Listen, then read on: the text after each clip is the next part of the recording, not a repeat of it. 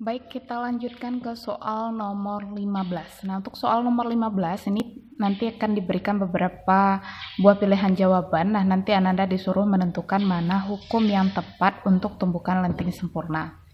Nah, ingat saja bahwa untuk tumbukan lenting sempurna itu berlaku hukum kekekalan momentum dan juga berlaku hukum kekekalan energi kinetik. Kemudian kita lanjut untuk soal nomor 16.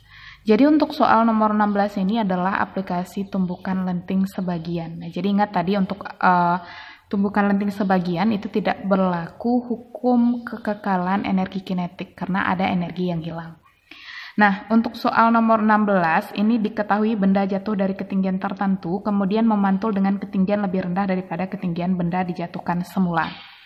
Siswa diminta menentukan ketinggian pantulan bola jika dijatuhkan dari ketinggian yang berbeda. Nah, berarti di sini adalah aplikasi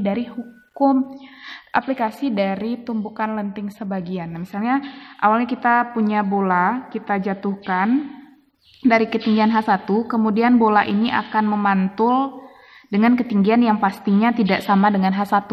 Nah, karena ada energi yang hilang, misalnya dianggap H2. Nah, koefisien restitusi di sini sama dengan akar H2 per H1. Nah, sekarang yang menjadi pertanyaan untuk soal nomor 16, bagaimana kalau H1 ini kita ubah? Bagaimana dengan H2 yang baru? Nah, berarti misalnya kejadian awal kita anggap sebagai A, kemudian kejadian akhir kita anggap sebagai B. Misalnya H1 ini kita ubah. Misalnya dianggap H1 untuk kejadian kedua itu lebih rendah daripada H1 pada kejadian pertama. Nah, bagaimana dengan pantulannya? Otomatis pantulannya ini juga pasti akan lebih rendah daripada H2 untuk kejadian pertama. Nah, jadi karena benda ini sama-sama dijatuhkan di lantai yang sama, otomatis koefisien restitusinya akan sama. Berarti ini koefisien restitusi pada kejadian awal, ini koefisien restitusi pada kejadian yang kedua. Nah, berarti akar H1 untuk kejadian awal per H2 untuk kejadian awal sama dengan akar H2 untuk kejadian yang kedua atau kejadian akhir per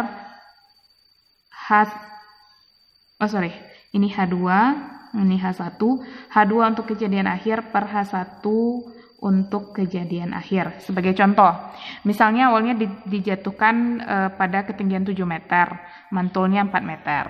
Nah, kalau dijatuhkan pada ketinggian 14 meter, berapa kali mantulnya? Berarti tinggal H2-nya, berarti 4 per H1-nya 7, sama dengan akar.